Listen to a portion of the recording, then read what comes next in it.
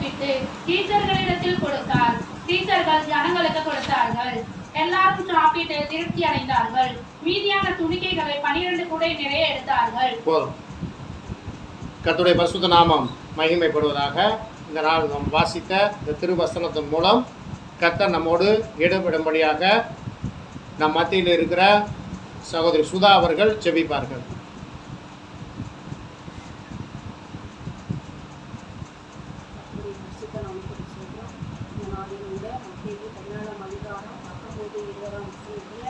ஆண்டவரே, நாங்கள் வாசித்திருக்கிறோம்.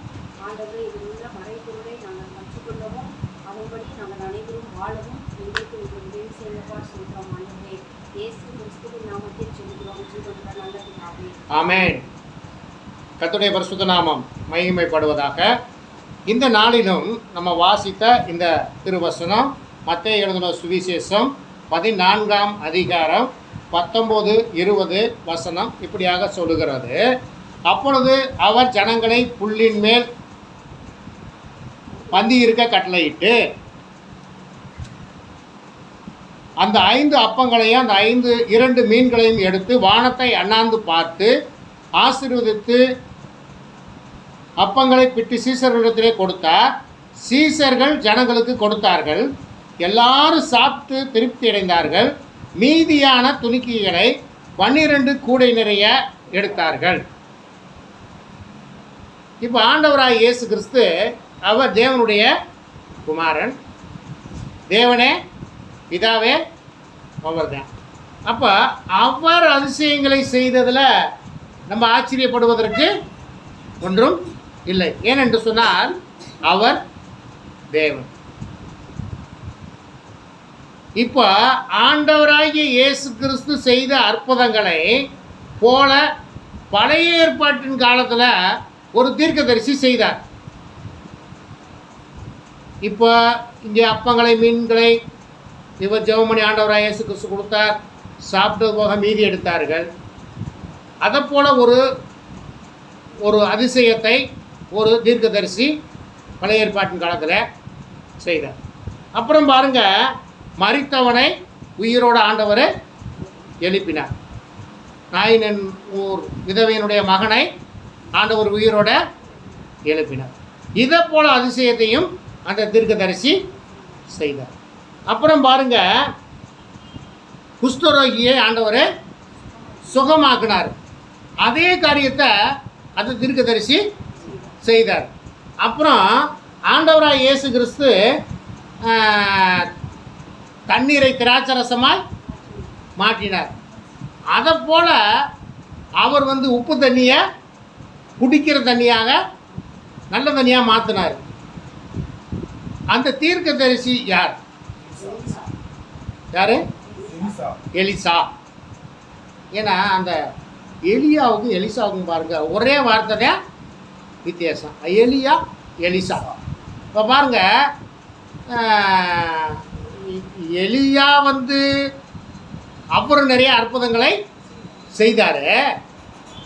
ஆனால் எலிசா பாருங்க, அவரை காட்டில் அதிகமான அற்புதங்களை செய்கிறார். ஏன்? ரெட்டிப்பான நன்மையை கேட்டு வாங்குறாரு. சரி, இது எங்கெங்கே இருக்குது அப்படிங்கிறத நம்ம இப்போ பார்க்குறதுக்கு முன்னாடி சில காரியங்களை நம்ம பார்த்துட்டு அப்புறம் செய்திக்குள்ளே நம்ம போக இருக்கிறோம்.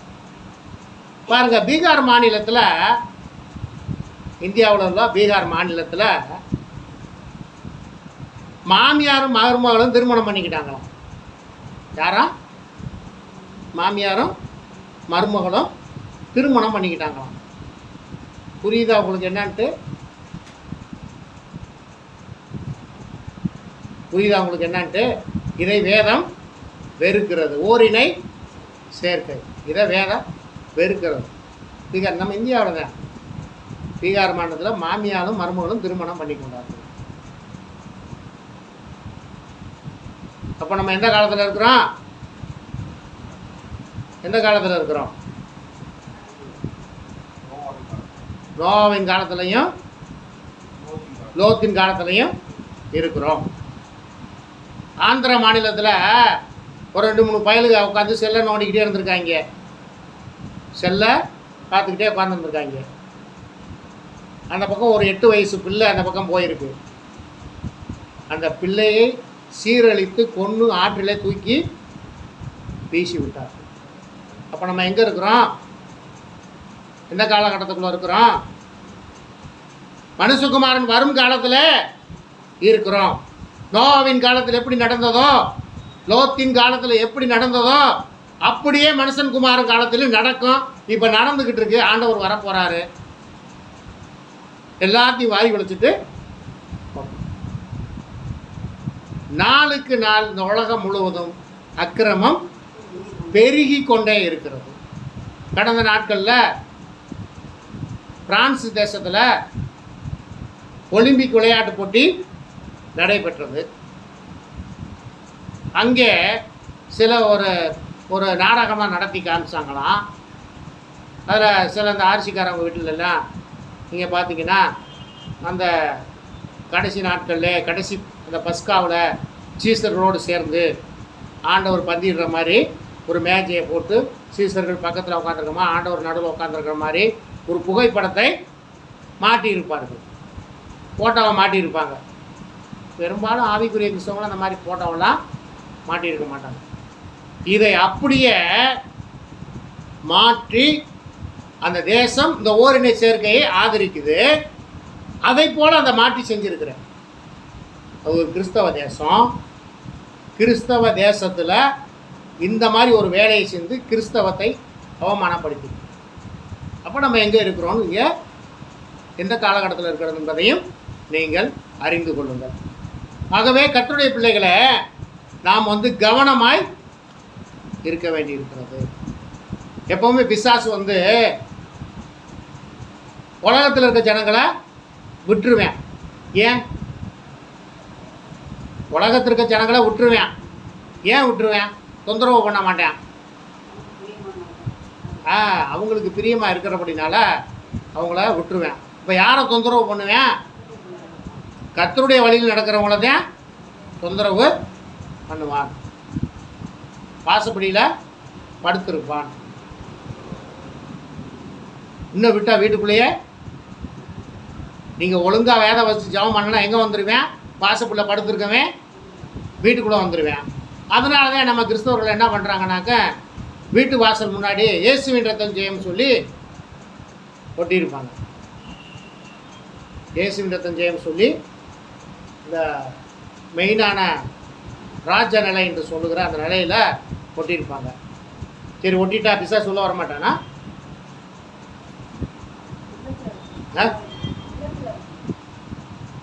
இயேசுவின் ரத்தம் ஜெயம் சொல்லி நிலையில் வசனத்தை ஒட்டிட்டா பிசாசு உள்ள வரமாட்டானா? சரி, இப்போ அங்கே ஒட்டின உன் நம்பிக்கை பிசாசு உள்ளே வரமாட்டான்னு உன் நம்பிக்கைன்னு ஒட்டிட்ட. உள்ளே இருக்க பிசாசு எப்படி வெளியே போகும்?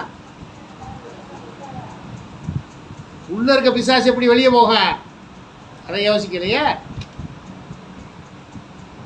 சரி, அப்போ வசனம் எங்கே ஒட்டப்பட்டிருக்கணும்? அதை விட்டு வாசலில் ஒட்டுறது, வண்டியில் போய் நல்ல ரோட்டில் இருக்க அசிங்கம் பூரா அடிக்கிற மாதிரி அங்கே போய் வசனத்தை ஒட்டுறது, எங்கே போய் பின்னாடி மறுக்காடு இருக்குல்ல,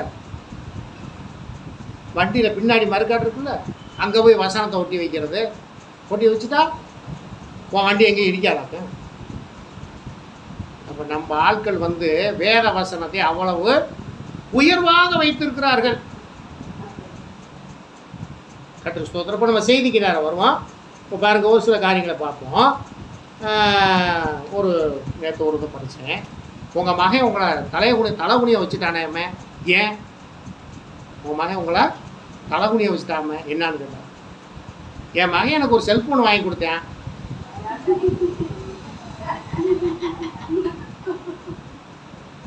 உங்கள் மகன் உங்களை தலைகுனியை வச்சுட்டானாமே எப்படின்னு கேட்டிருக்கேன். ஒன்றும் இல்லைங்க, ஒரு டச்சு செல்ஃபோன் வாங்கி கொடுத்தாங்க. இப்போ குனிஞ்ச தலையா ஐயா நிம்மறல.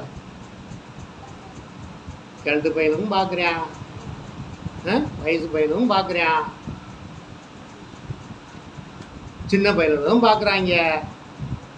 பிறந்த குழந்தை அழுகுன்னு சொல்லி அதுவும் பார்க்குது. ஃபுல்லாக அழுகுதான். செல்ஃபோனை கொடு.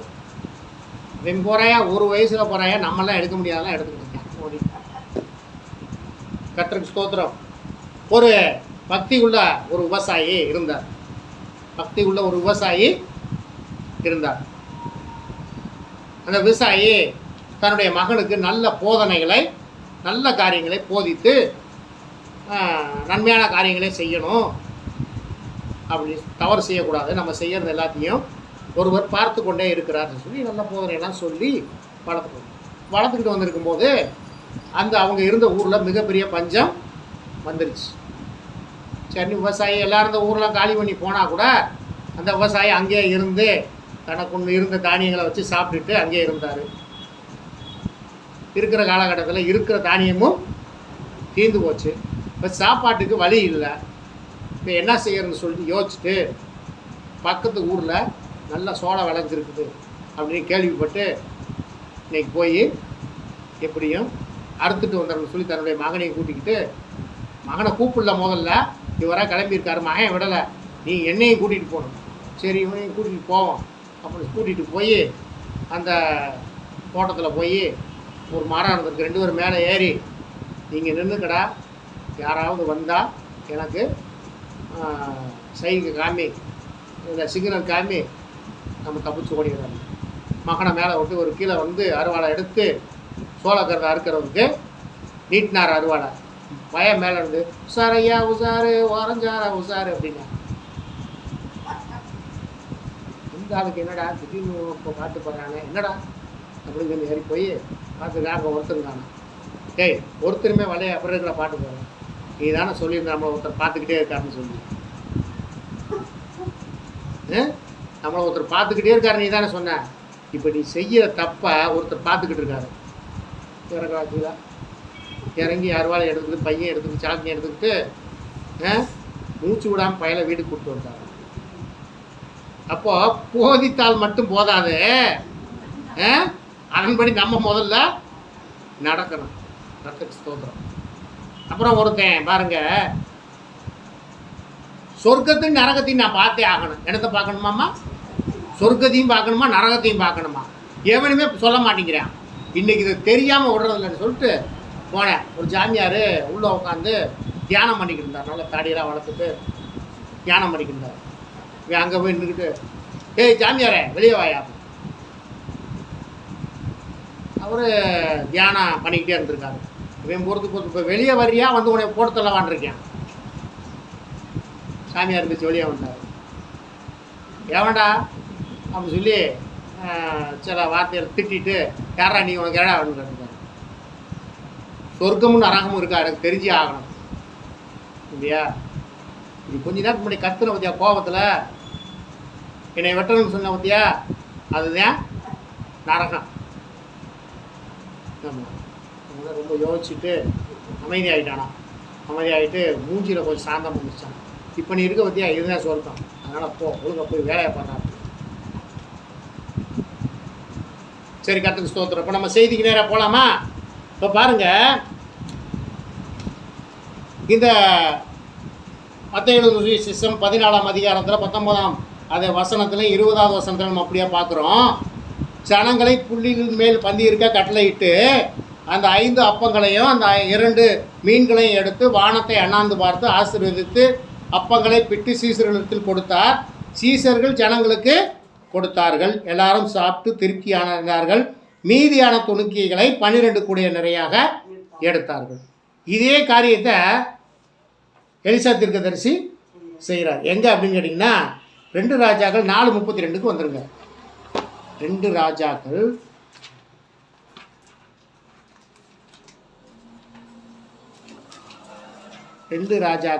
4ஆம் அதிகாரம் 42வது வசனம். பின்பு பாகால் சரிசாவில் இருந்து ஒரு மனுஷன் தேவனுடைய மனுஷருக்கு முதற் பலனான பார்கோதுமையின் 20 அப்பங்களையும் தாழ் கதிர்களையும் கொடுத்தார். அப்பொழுது அவன் ஜனங்களுக்கு சாப்பிட கொடு என்றார். அதற்கு அவருடைய பணிவிடைக்காரன், இதை நான் 100 பேருக்கு முன் வைப்பது எப்படி என்றார். அதற்கு அவர், அதை ஜனங்களுக்கு சாப்பிட கொடு, சாப்பிட்ட பிற்பாடு இன்னும் மீதி உண்டாயிருக்கும் என்று கர்த்தர் சொல்லுகிறார் என்றார். இப்ப பாருங்க, பின்பு பாகால் சலிசாவிலிருந்து ஒரு மனுஷன் தேவனுடைய மனுஷனுக்கு முதற் பலனான வார்கோதுமை 20 அப்பங்களை தன் தாழ் கதிர்களையும் கொண்டு வந்தான். அப்பொழுது அவன் ஜனங்களுக்கு சாப்பிட கொடு என்றான். அதற்கு அவனுடைய பணிவிடைக்காரன், இதை நான் 100 பேருக்கு முன்பாக எப்படி என்றான்.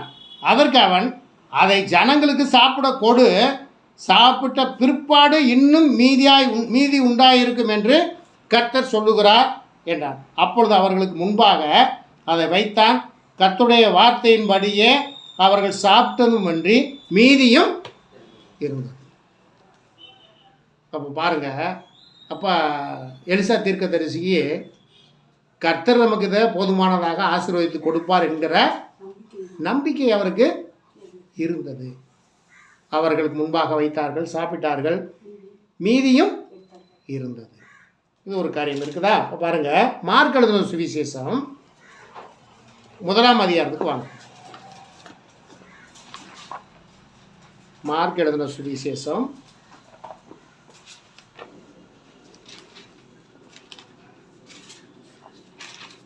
1ஆம் அதிகாரத்தில் 40 வாசி. அப்பொழுது குஷ்டரோகி ஒருவன் அவரிடத்தில் வந்து அவர் முன்பாக முழங்கால் படியிட்டு, உமக்கு சுத்தமானால் என்னை சுத்தமாக்க உம்மால் ஆகும் என்று வேண்டிக் கொண்டார். இயேசு மனதுருகி கையை நீட்டி அவனை தொட்டு, எனக்கு சுத்தமாகும் என்றார். இப்படியே அவர் சொன்ன உடனே குஷ்டரோகம் அவனை விட்டு நீக்கிட்டு அவன் சுத்தமானான். இப்போ பாருங்க, அப்பொழுது குஷ்டரோகி ஒருவன் இயேசுவின் இடத்துல வந்து அவர் முன்பாக முழங்கால் படியிட்டு. இப்போ பாருங்க, இவன் யார்? ஒரு தொழுநோய் பிடித்தவன். இவன் என்ன செய்கிறான்? முதல்ல என்ன செய்கிறான்? ஆண்டவர்கிட்ட என்ன செய்கிறான்? வசனம் என்ன சொல்லுது? முழங்கால் படியிட்டு. அப்போ அவன் வியாதிக்காரனாக இருந்தால் கூட முதல்ல என்ன பண்ணுறான்? முழங்கால் படியிட்டு, உமக்கு சித்தமானால் என்னை சுத்தமாக்க உம்மால் ஆகும் என்று வேண்டிக் கொண்டான். இவன் செய்த காரியம் பார்த்தீங்களா?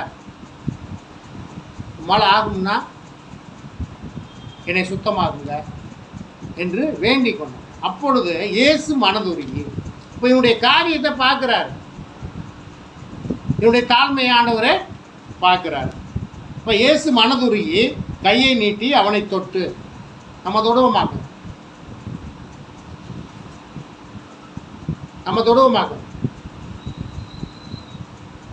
கிறிஸ்துவோடைய கையை நீட்டி தொடுவோமாக்க. காலை கழுவு அப்படின்னு சொன்னாவே கழுவ மாட்டா. ஏன்? வியாதி ஒட்டிக்கிறோம். அவன் ஜாதி என்ன, ஏன் ஜாதி என்ன, அவன் கோத்திரம் என்ன, ஏன் கோத்திரம் என்ன. இவர் பெரிய யூதா கோத்திரம்.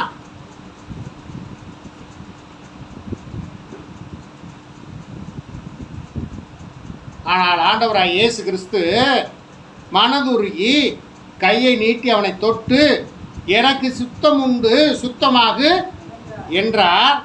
இப்படி அவர் சொன்ன உடனே குஷ்டரோகம் அவனை விட்டு நீங்கிட்டு அவன் சுத்தமானான். இதே காரியத்தை எலிசா தீர்க்கதரிசி செய்கிறார். யாரை சுத்தமாக்கினாரு? யாரை குணம்? நாகமான் என்கிற ஒரு படைத்தலைவனை அவருடைய சொல்லை கேட்டு, நான் முதல்ல செய்யலைனா கூட அப்புறம் போய் யோர்தான் நதியில் 7 தரம் முங்கி சுத்தமானான் என்று வேதம் சொல்லுகிறார்.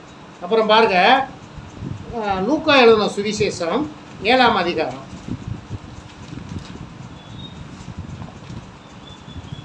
லூக்கா எழுதின சுவிசேஷம் 7ஆம் அதிகாரம் 11 வாசிங்க.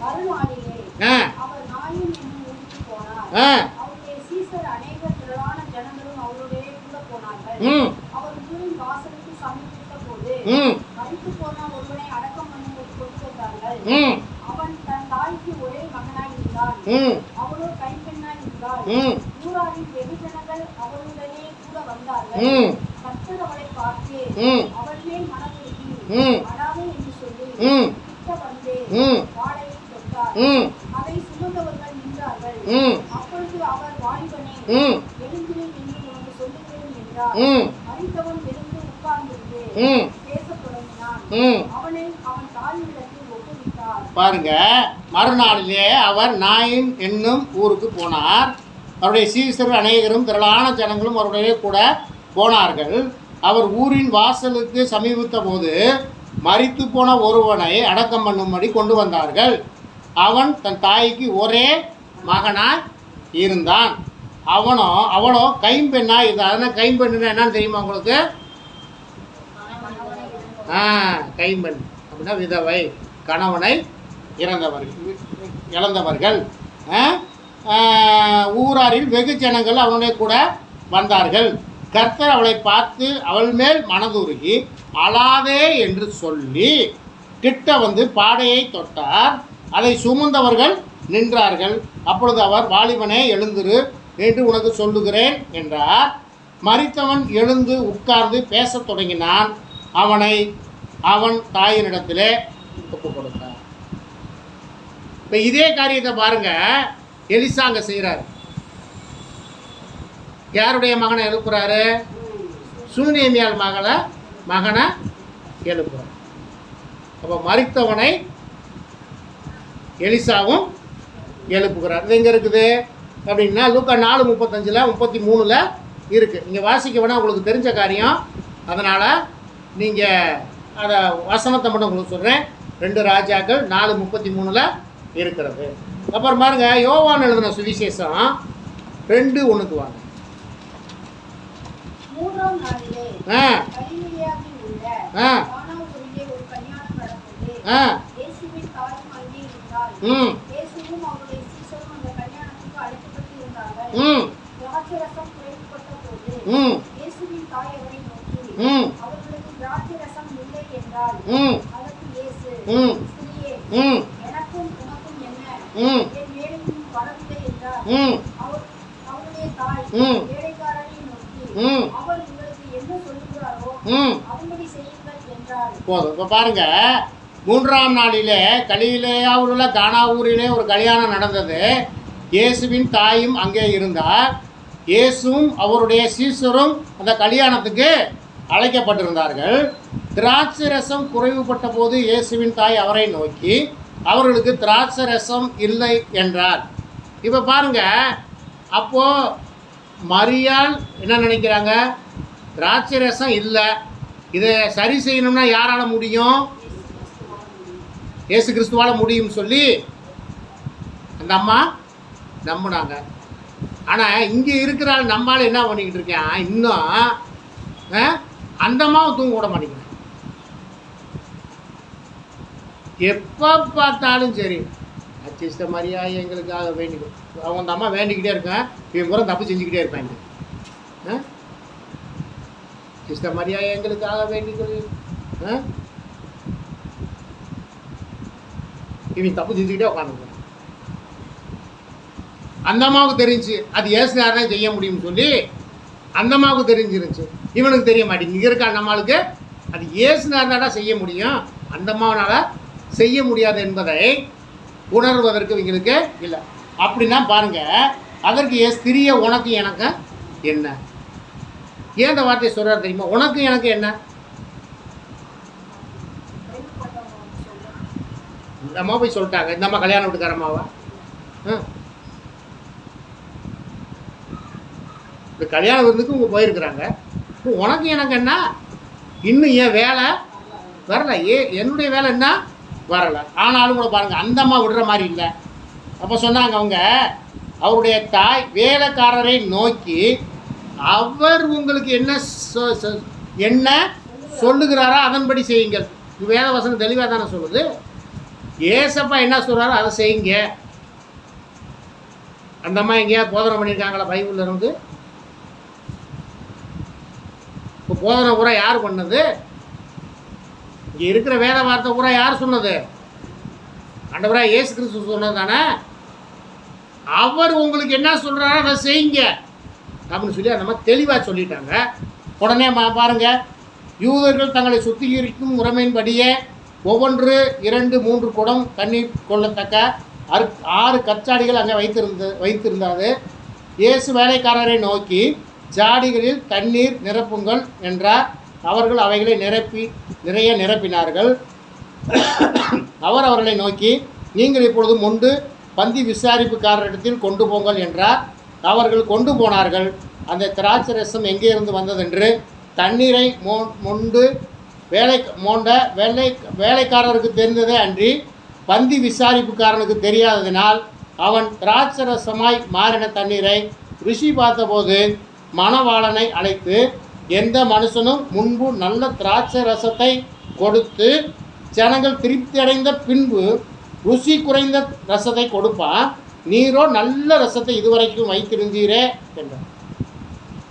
ஆண்டவர் தண்ணீரை திராட்சை ரசமாக மாற்றிட்டார். இப்போ கொண்டு போய் கொடுத்தாச்சு. திராட்சை ரசமும் ரொம்ப டேஸ்ட்டாக இருந்தது. இதை ஒரு ஊழியக்கார தம்பி கடந்த நாட்களில் இதுக்கு விளக்கம் கொடுத்தாரு.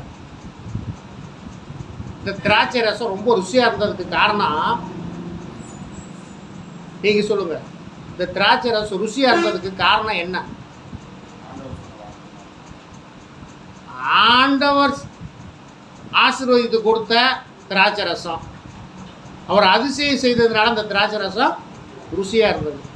ஆனால் 3 வருஷம் போய் பைபிள் காலேஜ் படிச்சுட்டு வந்த அந்த ஊழியக்கார தம்பி பேசுகிறாரு, அது நைல் நதியிலேருந்து நைல் நதி தண்ணினால செஞ்சதுனால டேஸ்டாக இருந்துச்சான். என்ன தண்ணி? நைல் நதி தண்ணீர்னால. நைல் நதி எங்கே இருக்குது? நைல் நதி எங்கெங்கே இருக்குது? ஓ, அவர் போய் அந்த சொன்ன ஒரு மோட்டு வந்துருப்பாரோ. நைல் நதி எந்த தேசத்தில் இருக்குது? ஆ, சத்தமாக சொல்லுங்கள் சார், கரெக்டாக தானே சொல்கிறீங்க. எகிப்து தேசத்தில் இருக்குது. இந்த சம்பவம் நடந்தது எங்கே?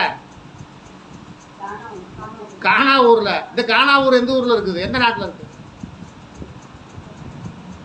அதுவும் தெரியலையா?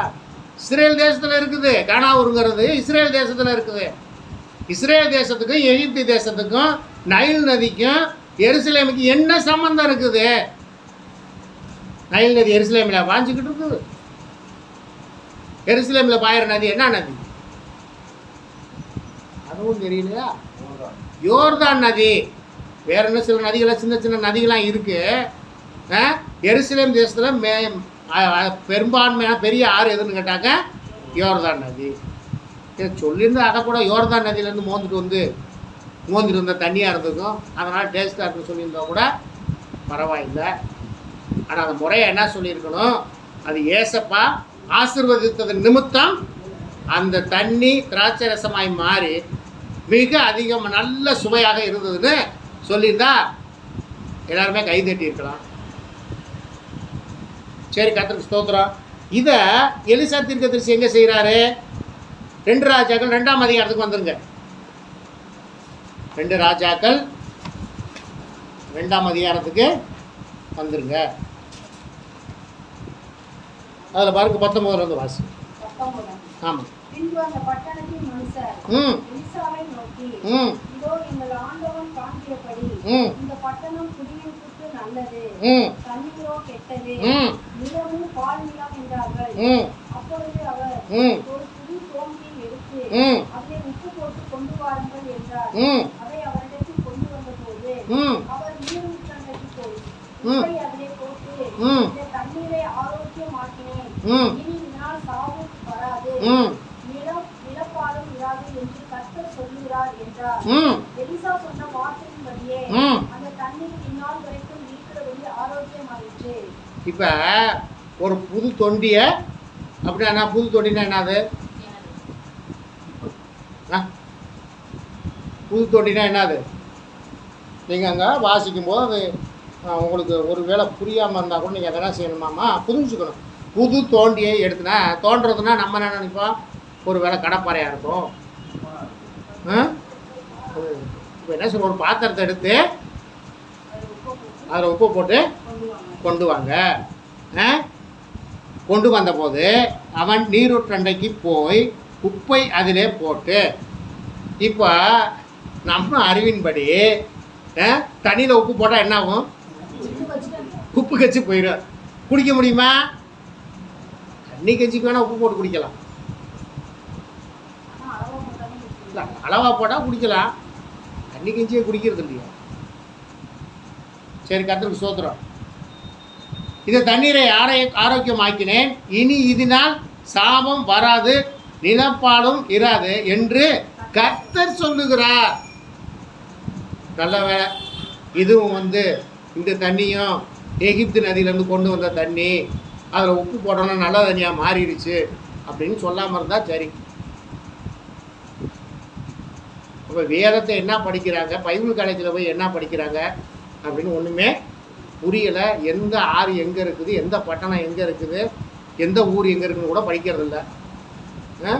ஆனால் ஊழியக்காரரா ஆனால் போடுறது மட்டும் ரெவரண்டு. என்னவா ரெவரண்டுன்னா என்னன்னு கேட்டாக்க அதுக்கு மட்டும் பதில் சொல்ல மாட்டேங்கிறாங்க. என்னைய கேட்டீங்க எனக்கு தெரியாது. மதிப்புக்குரியவரா? எகிப்து நதி எங்கே இருக்குன்னு தெரியல, அப்புறம் நீ எப்படி உடனே மதிப்புக்குரியவர்னு எப்படி சொல்கிறது? உடனேயா நைல் நதி எங்கே இருக்குன்னே தெரியல, உடனே மதிப்புக்குரியவர்னு எப்படி சொல்கிறது?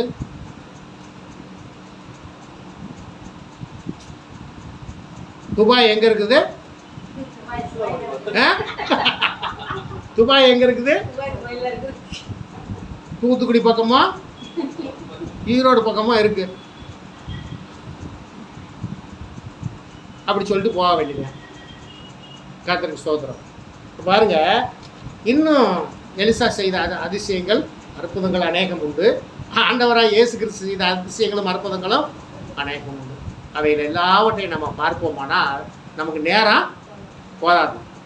ஆகவே கர்த்தருடைய பிள்ளைகளை கர்த்தர் நம்மை கொண்டும் அதிசயங்களை செய்ய அவர் வல்லவராக இருக்கிறார்.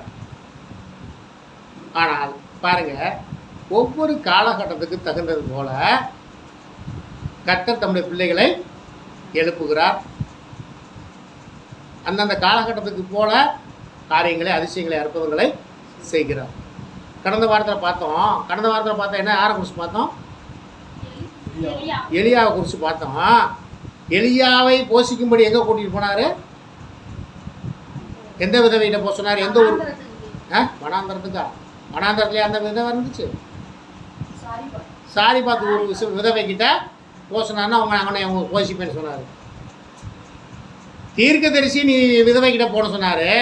கடந்த வாரத்தில் பாருங்கள், அந்த வார்த்தையை சொல்கிறேன், யாரும் கோபிச்சுக்கிறாருங்க. கடந்த வாரத்தில் எங்களை போஷிக்கும்படி ஒரு விதவையை இங்கே அனுப்பிச்சி விட்டார். ஒரு விதவையை இங்கே அனுப்பிச்சி விட்டார். போன வாரம் யாரும் வந்திருந்தார்? அண்ணம்மாவும் கணவனை இழந்தவ கைம்பெண்ணுதான். அவங்க உதவி தானே. அவங்களுக்கு 2 வாரத்துக்கு முன்னாடியே நான் ஃபோன் பண்ணணும்னு நினச்சேன். இந்த ஃபேன் வாங்கி கொடுத்தாங்க. ஒரு தடவை வீட்டில் காணிக்க கொடுத்தாங்க. நான் வீட்டில் நீங்கள் காணிக்க கொடுக்கக்கூடாது, உங்களுக்கு நீங்கள் கர்த்தருக்கு ஊழியத்துக்குன்னு கொடுக்கணுன்னா ஒன்று சபைக்கு அங்கே கொடுங்க, இல்லை வீட்டுக்குள்ள காணிக்க ஜெபம் பண்ணுறதுக்கு நீங்கள் எப்போ வேணாலும் கூட வரலாம் அப்படின்னு சொல்லி அனுப்பிச்சுட்டோம். அப்போ 2 வாரத்துக்கு முன்னாடியே அந்த அம்மாவுக்கு ரொம்ப நாளாச்சே பார்த்து ஆராதனைக்கு வரலையே, ஃபோன் பண்ணுவோம் அப்படின்னு சொல்லி நினச்சேன். என் மனசில் என்ன வந்து தெரியுமா, உடனே போய் ரொம்ப நாளாச்சு ஃபேன் வாங்கி கொடுத்து ரொம்ப நாளாச்சு, அதனால் ஃபோன் பண்ணுறாங்க உங்களுக்கு அப்படின்னு நினைப்பாங்கன்னு சொல்லி நான் ஃபோன் பண்ணலை. அதுக்கு அடுத்த வாரமும் ஃபோன் பண்ணணும்னு நினச்சேன். இதே அந்த சிந்தனை வந்தோன்னா ஃபோன் பண்ணலை. என்றைக்கு அந்த அம்மாவுக்கு வரணும்னு விருப்பப்படுறோம் அன்றைக்கி வரணும்னு விட்டேன். கரெக்டாக போனவர் அதை சாட்சி சொல்லிச்சு. பார்த்தீங்களா, கால் வலி வந்துருச்சு, எப்படி போகிறது தெரியாமல் அங்கேருந்து எவ்வளோ செலவு பண்ணி வந்திருக்காங்க தெரியுமா உங்களுக்கு? ஆட்டோவுக்கு 750 ரூபா கொடுத்து இங்கே வந்திருக்கிறாங்க போன வாரம்.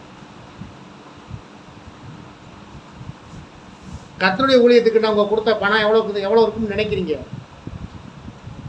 ஒரு மதிப்பாக சொல்லுங்கள். கர்த்தருக்கு ஸ்தோத்திரம். ரெட்டை தரையா 4000 ரூபா காணிக்கை கொடுத்தார்கள். கர்த்தர் யாரை கொண்டையும் போஷிப்பார்.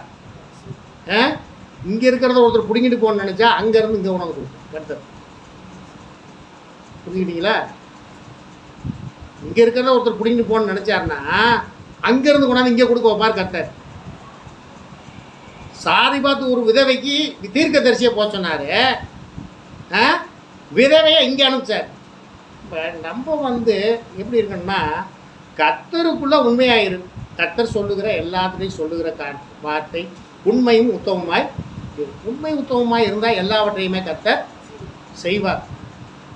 யாரை கொண்டையும் செய்வார், யாரை கொண்டும் போஷிப்பார். ஆகவே கர்த்தருடைய பிள்ளைகளை எலிசாவை போல, எலியாவை போல, மோசையை போல, பேதுருவை போல, பவுலை போல, இன்னும் அநேக சாட்சிகள் உண்டு. ஸ்தேவானை போல, யோவானை போல, யோவான் ஸ்நானகனை போல, இன்னும் ஆபிரகாமை போல, ஈசாக்கை போல, யாக்கோப்பை போல சொல்லிக்கிட்டே இருக்கலாம். நாம் உண்மை உத்தமமாக இருப்போமானால் நம்முடைய வாழ்க்கை ஆசீர்வதிக்கப்பட்டதோடு நில்லாமல் இம்மையிலும் மறுமையிலும் நம்முடைய வாழ்க்கை ஆசீர்வதிக்கப்படும். அதுக்கு செய்ய வேண்டிய முதலீடு என்ன தெரியுமா? உண்மையும் உத்தமமும்.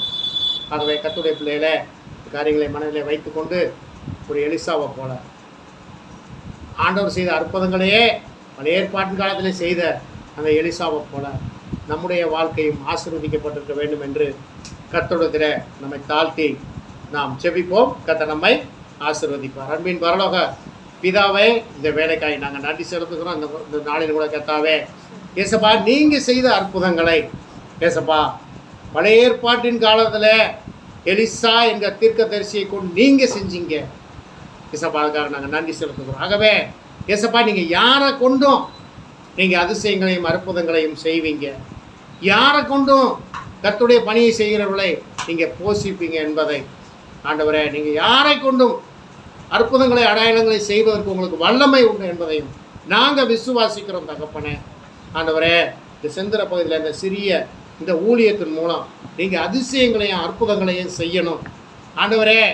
நாங்கள் கட்டுவோமானால் அது நிலை பெறாது ஏசப்பா. நீங்கள் கட்டுவீர்களானால் அது நிலை பெறும் ஆண்டவரே.